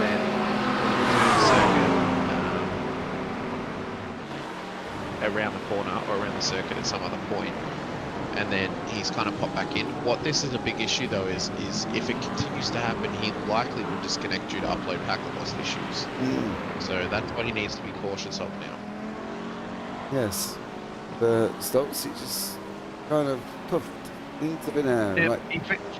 he must. Maybe he has a little pentagram in the car, and he found the doorway to the Shadow Realm. Just Maybe, or disappeared up a chimney like Harry Potter. Who knows? Yeah. Either way, he went and he came back, and he lost 4 places in the process. So there we go. Whatever he did, it didn't work out quite as well. Supposed to be going the other way, not backwards. But one man that is not going the other way at this moment in time is Kevin Fanning, and he's just kind of sat behind Flores, has been for the last probably good 10 minutes or more here, and he's not being able to get that Corvette past that Porsche. That's the problem. We've also got the Gonzalez Reynolds. They've now come together. This has taken pretty much the whole race to get us here, Hamish, because Gonzalez had to do some gaining, but he has done gaining now. Surely this is going to be spicier than a Vindaloo and a Curry House, mate, by the time these two actually officially start battling. Yeah, I mean, for a race that's been a little bit more like a Corma, hopefully we can get some Vindaloo action here for the end of this race. I mean, Reynolds and Gonzalez, you have a feeling this is going to be the story of the whole season. These two guys battling it out 1v1 for this title race. Gonzalez leads the championship. Reynolds is making some big gains on him though here tonight in the points tally, and likely will be within only a handful of points, whether it's behind or ahead of Gonzalez after this race. this is going to be some incredible racing between these brothers. We know they've both got pace, they've both got the highest I ratings in the whole field, and they put on a show for us every round. They just produce fireworks. So this is going to be an incredible battle between them as Gonzalez is just trying to apply the pressure, massage it onto the back of Reynolds' car, force a mistake from him. But Reynolds, we haven't seen many mistakes from him. Gonzalez being cool, calm and collected as well. The battle's going to be on. 11.5 minutes to go in this race. The battle for the lead is going to be separated by less than half a second. If they come together, Roman Ratu is going to take advantage and take one hell of the victory in this race. Absolutely, they've got to be aware that they cannot do that. Can't hit each other. You've got to race. You've got to race clean. The only thing I will say is that McLaren in second does look a lot smoother than the Corvette. That's the only thing I'm noticing out the two. The McLaren looks a little bit more planted going into the corners, doesn't look as squirrely going into the braking zone either, and at the hands of Gonzalez at this moment in time is doing a great job. Is Gonzalez going to be able to get him in the run into free? He's not. The only problem is Ratu is coming. You two battling is bringing Roman Ratu back into this fight, and literally he is closing up now to less than 7 tenths, and these two are not leaving each other alone. Reynolds, I don't know, to be honest with you, Hamish, the fact that Gonzalez has closed up so much, whether or not he's got the pace. Fanning and Flores are swapping backwards and forwards. We've seen this before. The Porsche is going to run around the outside. He's going to come across his nose. Is he going to be able to do it this time? He is. Stays where he is. Gonzalez just looks a little bit more quicker. And, however, but Reynolds has got a faster lap out of the two. It's his best lap. So yeah, I have to wonder if Reynolds, so we mentioned a lot of times about running that wing, how much you're running it will depend on how this car will react. I have to wonder, I think Reynolds had a low rear wing in race 1, and that was what was causing his issues of having the car be a little bit unstable. He's likely turned that back a little bit now, but stabled up the car a little bit. He's still getting straight line pace. The problem is Gonzalez is having it super stable through all corners, but he's also got great straight line speed in that McLaren as well. The question is, which car is faster down the straight? That's going to be the determining factor, because Gonzalez needs to try and get the car up alongside Reynolds to get the move done into a corner. It's going to be a proper, you know, fist fight between these two. Gonzalez is going for it, side by side. Can he get the job done? Reynolds is trying to hang this thing round the outside. They're still wheel to wheel here, side by side up towards the left-hander. Reynolds is going to hang on to the inside line. He's going to hang on to the lead as well at the exit. But Gonzalez, he's looking feisty to make this move, JP, and it may only be a matter of time before we get some incredible side-by-sides like that more often towards the end of this race. Yeah, 9 minutes now on lap 24. Gonzalez got up to the side of Reynolds, couldn't quite get the position away. He's got to find another place there as well. I'm surprised, to be blatantly honest, that the Corvette held the amount of pressure that Reynolds was putting through it, and it stayed on where it needed to go, to be honest, through Roush. So that's a great job that he's got it stable. But I can tell you what, Gonzalez now is going to be stuck between a rock and a hard place. He's got a Ratu coming at him. He's got to try and attack Reynolds, and he's got to defend all at the same time. That is never easy for anybody on this run up into turn 2. Now into Remus we're going to go. He's going to go hard on the brakes again. He's got to look to get the run out onto down to Schlossgold, and he's not doing it at this moment in time. But it isn't going to be long, Hamish. I think these guys are going to end up being fireworks. But if they carry on, Ratu might just be the dark horse. He very well might be. What Gonzalez needs to do now is he cannot worry about that rearview mirror. He needs to put all of his focus on attacking Reynolds right now. If he even for a second has to think about Roman Ratu and all of a sudden has to change his driving style to try and attack and defend at the same time, he's going to lose time to Blake Reynolds ahead of him. His focus needs to be directly targeted at the back of that Corvette and just try and apply pressure, try and make an opening for yourself and take advantage of those openings that come at you as well. He cannot give up anything to the car behind. He absolutely needs, like a dehydrated man needs water. He needs to apply as much pressure as he can on Blake Reynolds. force a mistake or force a move. The problem is, when he goes to force a move and he don't get it right, Ratu's going to be like a rat up a drain pipe. He's going to be literally all over there, and it's going to be that thing. If he goes on the inside and he can't make it work, Ratu's going to dive on the outside. If he goes on the outside and he doesn't make it work, Ratu's going to dive on the inside. That's the problem. He's got to, as you said, not focus on that rear view. But the problem is, we're not focusing on the rear view.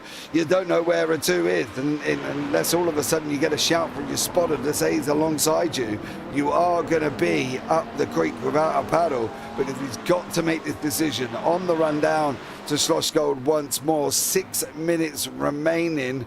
1 minute 30.41 for Reynolds, 30.34 for Gonzalez, and Ratu on a 30.43. So Gonzalez is the faster man over the last lap, out the 3 of these guys, but he ain't gaining. He's not making any form of momentum forward over Reynolds at the moment. He's still 2 tenths back. He is, yeah. And I would say likely because that lap time was faster. He definitely, he had to toe off from Reynolds. He wasn't quite close enough that he was taking alternative lines. He's only getting gains up him at the moment. But as he applies this pressure, you have a feeling he's going to try and line something up. You have a feeling he's going to have a little dip into the pool at some point to get this move done once again. He's taken a couple laps to let those tyres cool down, to let his brain cool down, and to let himself refocus and try and make a move on Blake Reynolds. 5.5 minutes to go. Probably about 4 or 5 laps of this race left to run here, JP. The move needs to be made if he wants to try and take the lead. If they run through turn 1, very lucky not to run it wide and get it off track there or a slowdown. He may line this up for turn 2. He's all over the back of Reynolds, and the pressure is on that Solpec Corvette at the moment in the front end of the field. Here we go. He's going to go up the inside. Gonzalez is going to go up the inside. He opens it up. Reynolds is still there. They're going to give each other a little bit of a door bang, a little bit of a love kiss on the way through. Gonzalez now has got to try and go again. He tried it in 2. Is he going to try it in 3? He's going to dive up the inside. This is going to be a heck of a dive here as well from Gonzalez. Can he carry speed through? Side by side coming out of the exit now. Going down into the left-hander of number 7 into Roush he goes. It's still that Corvette. It's still the McLaren. They're banging doors all the way through on the exit. Ratu is just sat there waiting at this moment in time for the blood to commence so he can just come straight through. They're on the still side by side coming out of turn 8. He does get the job done from Gonzalez, but look at Ratu right in the back. He cannot be any closer. He cannot get there any more than what he's already trying. And now it's all on Reynolds again. Can he get past Gonzalez once more? And what is Ratu going to do here? This fight for this win has been absolutely epic over these last couple of laps. 4 minutes left to run in this race. Main event level battle for the win here.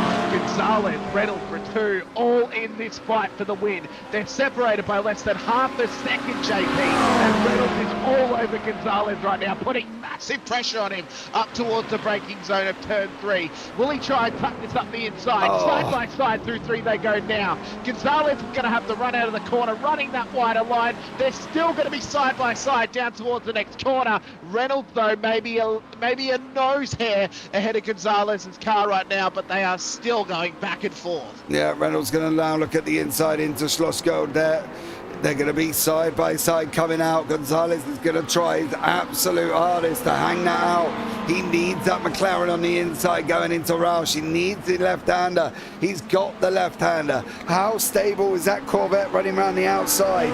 That's going to be the fear. Is Reynolds going to be able to have the stability? He looks at on the exit from work for the moment.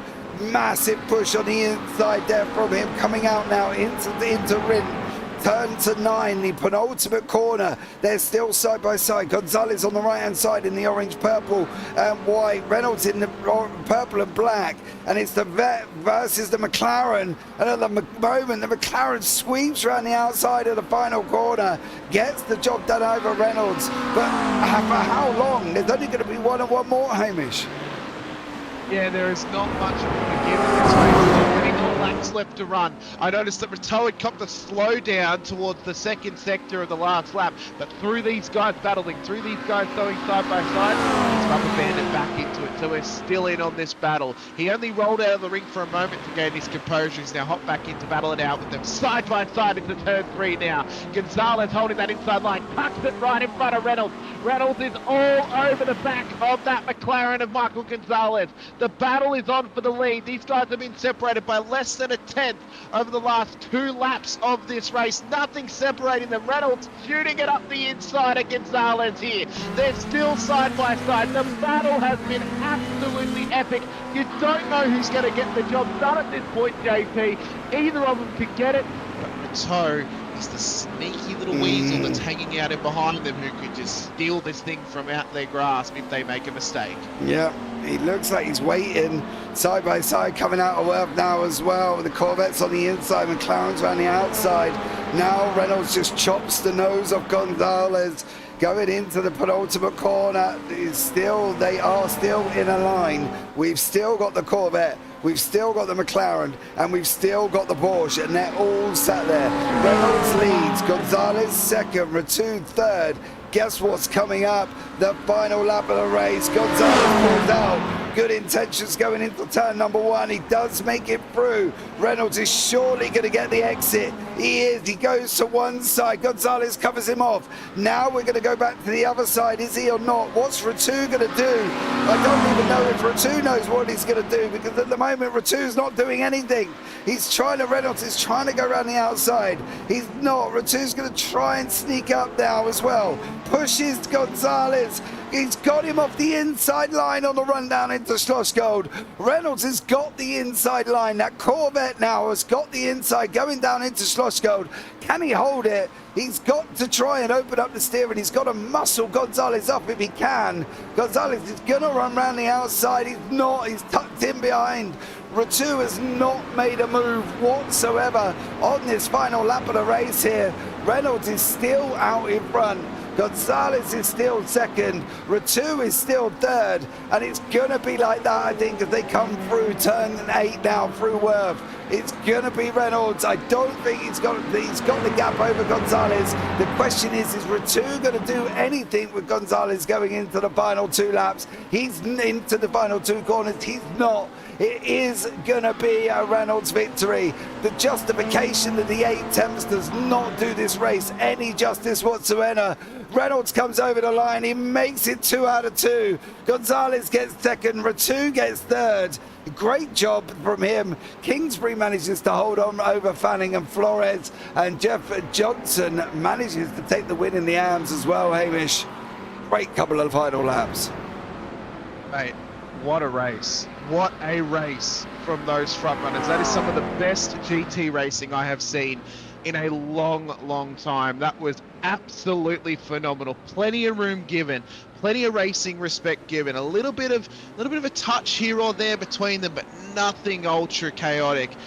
That battle, that was awesome. That was some incredible battling. Blake Reynolds, Michael Gonzalez, take your hats off, sirs, because both of them deserve the win today. I think Reynolds, he had to fight for it. He had to earn it. He had to fight tooth and nail to get that job done over Michael Gonzalez. He did not get it easily. Number 2 had the best spot in the house to really see how that all ended out for him. So it was an incredible effort from him there. We've got results for Heat 1 up on your screen at this stage. So of course Reynolds took the win in race 1. He takes the win in race 2 as well. So he wins the round, JP, gets himself maximum points, gets himself also some points gained on Michael Gonzalez in this championship battle. Yeah, he has at the moment. He's taken currently 90 points in this evening's racing. So it was a 10-point gap coming in. Gonzalez has got third in race number 1. That's 25. He got second. That's 54. That's 79. That's an 11-point drop from what Reynolds has scored, and they only went in 10 points apart. So Michael Gonzalez finishes second, and he loses the championship lead here, I think, by about 1 point, if I'm not mistaken. Roman Rateau in third, then Ray Kingsbury, Kevin Fanning, Anthony Flores, and Justin Nasir. Jeff Johnson takes the AM victory, 2 out of 2 for him as well tonight. Great job. Carsten Quinn in 9th, then Paul Mikolajczyk in 10th. Josh Stoltz in 11th, rats up the AM podium. And Brian Stone, Mario Mofta, Rob Edgehill, Josh Ondo, John Ebersol, Dylan Hunter, and Cody Cosgrove, who did not finish the race here and on that one. I'll tell you what we'll do. Let's have a chat with the AM Victor here. He took the win in race number 1 and then found himself on pole position for race number 2. He did do a great job holding on for as long as he possibly can there, but he ends up finishing in 8th place. But he still takes the win, still gets a 2 out of 2. It's Mr. Jeff Johnson into the booth. Jeff, welcome in, bud. How are you? Doing real good. How you doing tonight, buddy? I'm all right, mate. Not bad at all. Just watched some great racing. I've watched some great battles. I've got some Gt3s going at each other in Austria. I've got you taking 2 out of 2 in the AMs, grabbing pole position for race number 2 and doing a great job. Just how scary was the start for race number 2? I got to tell you, the nerves were definitely there. That was quite the experience. I've kind of gathered it was, dear son. You did a great start, though, mate. To be honest with you, Jeff, you got off the line, got away really well. And you know, did you think you could? I know it's a tall order, but did you think even just a little bit of positive thinking in your head, Jeff, that you were going to take the win overall? I really didn't think so. I was hoping for a top 10, really, but I'm pretty happy where I ended up there. It was pretty intense to start off there. Yeah, it definitely was this, but you've done a great job taking maximum points here this evening as well. Going forward, Jeff, how do you see your season going? I've been trying to pick up the pace here. I think I'm coming along with my skills. I'm hoping to do better. I'm hoping to take the amateur win for the season. Hoping to take the AM win. Yes, sir. Possible or not, do you reckon? I'd like to think so. I agree, dude. I agree. The way you've been driving and the way you drove in that one, I would safely say it's definitely possible for you, Jeff. And I think you've done a great job and look forward to seeing how the championship points come out for you next week as well. So, Jeff, well done on your double AM victory. Anyone you want to shout out before we let you go? Team Silverback and all my buddies there. Everybody that puts on the races here at Penguin and everybody that races with us. It's all been great times. Awesome stuff, Jeff. Well, thanks so much for joining us there, buddy, and look forward to seeing you next week. Thanks. You have a good night. And you. Next up is Mr. Michael Gonzalez, who had battles. That's literally all we can say about Mr. Gonzalez this evening, is he has battles. Unfortunately, though, then Battles did lose 11 points over what Mr. Reynolds achieved here as well. But let's see what he thought of his evening racing. I don't think a third and a second's too bad, but let's see what the man thinks himself. Michael, welcome in, buddy. How are you? Doing good. How about you guys self? I'm not bad, mate. Not bad at all. How was it out there for you this evening? A lot better than the recent races with how the car felt. Brian went pretty ham into how the setup was supposed to handle and figured a lot of things out. So felt pretty good. But yeah, battling. That's kind of all we did all night. I mean, the sprint race started off with contact immediately. I'm not quite sure if it was netcode or what, but that kind of set the tone for how the tires were going to be for the rest of the race. So I was really kind of battling a little bit hotter tires than I wanted. And then the start of the main, I don't know, maybe just fearful into one, on the brakes too hard. Felt like we broke super early. Felt like I also knocked the nose off of it the first 5 laps. So kind of battling a differing handling car. And then, yeah, the battle at the end with Blake was, I don't know how crazy it looked, but it felt pretty insane with how close you were through some of these corners that are practically wrecking by yourself. Just a single car. But yeah, it really kind of sucked. A little bit bummed to not pull it out, but he kind of hit my rear end right at, I guess it's turn 3. The hairpin. And right as I was about to grab second, it just kind of lifted the wheels just enough, right where the track kind of cresses over and just immediately onto traction control. And it was all pretty much cooked from there. Just kind of zero drive out of there. But that's just the unfortunate thing with the way that corner is. But yeah, all in all, it was super clean those last 2 or 3 laps. Of course, I mean, it's Blake. You're always going to have a nice, clean clean battle with him. But yeah, I mean, P2, P3, whatever. It is what it is. See if we can hang on to it. Well, listen, from our perspective, the racing was as intense as it was in the car, right? Let's be real. It looked absolutely amazing. You are right. There was that bit of contact at Schlossgold that just kind of bumped you out the way to allow him to take the inside line. Unfortunate, definitely. That corner for Remus is a horrible corner. Uphill braking, it just can all go wrong when you go side by side. But for you itself, you've had a great night. You've taken a third, you've taken a second. I know it ain't a win, but is it now just a silver lining that it's kind of like, okay, chin up, we're going on to the next one now. We're going to have a good one there. Yeah, I mean, I'm pretty sure Reynolds and I were tied going into this, or one of us had a very, very small lead in points. But now he's definitely kind of grabbed it away here, finishing front both races. But I mean, if we can keep what we have found in the car through the next few upcoming races, I think it'll be contention that we had. I'm not quite sure if he was really saving fuel, saving tires, or whatever. It felt like he might have been saving tires for those last 3 or 4 push laps at the very end. But we were really kind of closing him down super fast in the midpoint of that race. And yeah, I mean, P2, P3, not what I wanted, what would have been best, but we will take it better than wrecking out and not getting anything. Exactly. The website as you had you 171. It had Blake at 161, so it had you 10 points in front. Blake's just got an 11-point gain back, so it's going to be mightily close on that one. But Michael, thank you so much for joining us there, bud. Anyone you want to shout out before we let you go?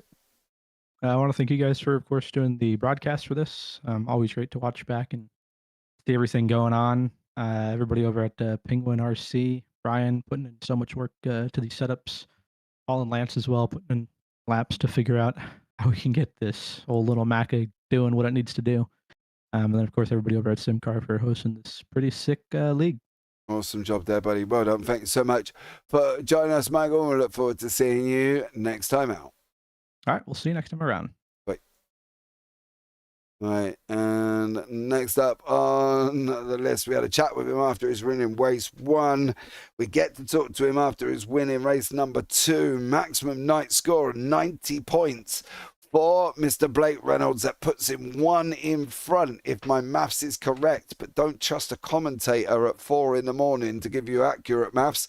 But we'll find out when the championship standings come out here as well. But let's have a chat with him and find out how intense was the last few laps. Mr. Blake Reynolds, welcome in, bud. How are you?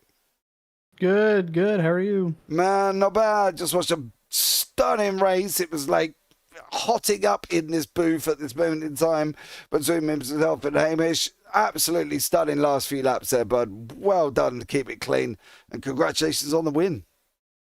Yeah, thank you. I worked hard for that. The adjustments I told you about, they worked for a little bit. Okay. I charged to the field. I definitely felt like, I'm definitely using tire more than other people as I'm coming up through here. The start was pretty good. I started 8th, and I outside of turn 1, then outside of turn 3, and I think I was up to 4th by the exit of 3. So pretty easy there, and then I passed Jeff, then Ray, then I got up to Remain. When I got to Remain, I was like, okay, I should probably save a little tire here, because I know Gonzo or Kevin's going to be on their way. So I sat behind Remain, and I was just trying to save my tire. And then he made a mistake, and I got by him. So I'm like, okay. But then I got ahead. I'm like, okay, so the car should be loose now. It never really got loose. I played with the diff, added some rear wing, and I think that tightened it up enough. And then the track gained so much grip, the track's tight. So my front tires were starting to get used, and I'm like, oh, this is not good. So sure enough, Gonzo comes roaring up to us, and I'm just trying to keep my tires on it. And then we started battling, and I knew I got to use everything I got right here, right now, these last 4 laps. So pushing hard, leaving room. It's a good thing with Simcar. The rules have it. This ain't no ahead at the apex bullshit. It's apologies for your language. No, it's okay. Ray will be okay with it. But I know Ray will be, but you know, the viewers at home. look, Max Verstappen, Lando Norris. Dude, you carry on. No, You carry no. on. I'm sitting in the back. I'm listening to you. You carry on. You know what dude. I'm talking about, though. I do know what you're talking about. Yes. We don't have that here. This is some good old American GT racing. You leave a gap. You leave the width. So, you know, it doesn't matter if you're headed the apex, you're leaving the gap. So that's what we do here at Simcar. And I love the rules. And, you know, Gonzo's a good buddy of mine, so I knew we were going to have a great battle. And I'm surprised because, and I'll tell you this, Romain typically, in his characteristics of a Simcar race, he destroys his tires and he falls back. He did a great job. I don't know how much slower we were battling. I did feel like we were losing any time to the pack behind us, but Romain did a great job there at the end. Maybe his car settled in with the track grip change. It kind of tightened up the cars. I can tell you now, he did not make one move over that last time that you and Michael were battling. He just sat there. He sat there and he let you lot get on with it. And it was almost like it was a shark in the water waiting for you to have a big old ding dong, because he did not make a move at all. He had no aggressive body language in the car. He wasn't even trying to get past either of you. And he was just sat back there watching. And he didn't even make a move on the final lap either. He just... Maybe he was entertained. I was entertained. I'm sure he was. He literally just followed and he did not make a move. He yeah, I don't know. Maybe he was just tunnel visioned on what was going on. But... Or he thought you two were going to come together. So all of his tyres would have been saved because he weren't doing anything with them towards the end of that. Yeah. So for the last 5 laps or whatever it was you guys were battling, Romain did nothing. He literally just followed you, which was great. Fair play to him, because he could have got in and caused absolute carnage at some points. But listen, you guys did an absolute stunning job as well. I've got you one ahead going into next week's race as well, or the next race, I should say. So it'd be interesting to see how you guys get on. But Blake, for now, congratulations on your double win there, buddy. Anyone you want to shout out before we let you go? Of course. You guys for broadcasting, you know, this season. It's been great watching back y'all's broadcast. Y'all do a great job. Penguin RC for sponsoring the series. Too Fast Racing, Simcar, of course. My team, Solpec Precision Racing. Solpec, of course, title sponsor. Abruzzi. And me, I make my setups pretty much. and my Apex Racing Academy subscription. Thank them. That's pretty much what I start with for my bases. So shout out to them, and yeah, what a season so far. Awesome job, man. Well, congratulations on your double win, bud. Well done, and look forward to seeing you next time out. Yep, thank you. Well, there you go, Hamish. We've got 3 happy drivers to finish this off.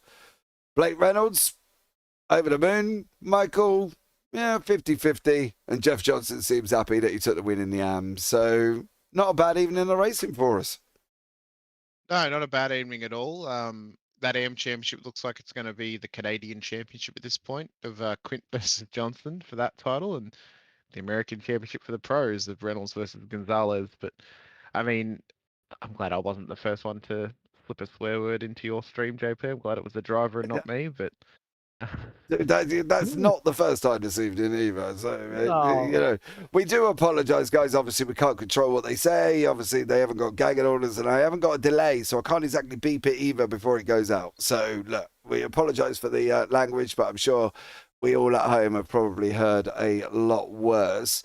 We're still PG. They didn't say the F word, which would make it an M rating, or a teen rating. So, I mean, we're still PG. We are, for now, we are for a minute, yes. So hopefully we can stay like that as well. We're going on to Road America next as well, November the 7th. That's going to be a very, very interesting evening at Road America. I think that one's going to be an absolute banger of an evening of racing there as well. But I think this is going to wrap it up. Hamish, final words from you? Oh, man, I'm excited for Road America next week. You know, you got to race there last week, and now we get to call the action there once again. It's a hell of a tough circuit. We'll go into it more next week, but I'm excited to see what these drivers can do out there, especially after some of the battling we had at the front of the field tonight. Yeah. Well, guys, thanks so much for joining us. Don't forget to like, subscribe, turn on the bells, and do all that other fancy jazz that you can do for free on YouTube. But I've been James Parfitt. I've been alongside Hamish Munro. And as always, take care. Have a great week. And you never know, we might see you on the track sometime. Good night.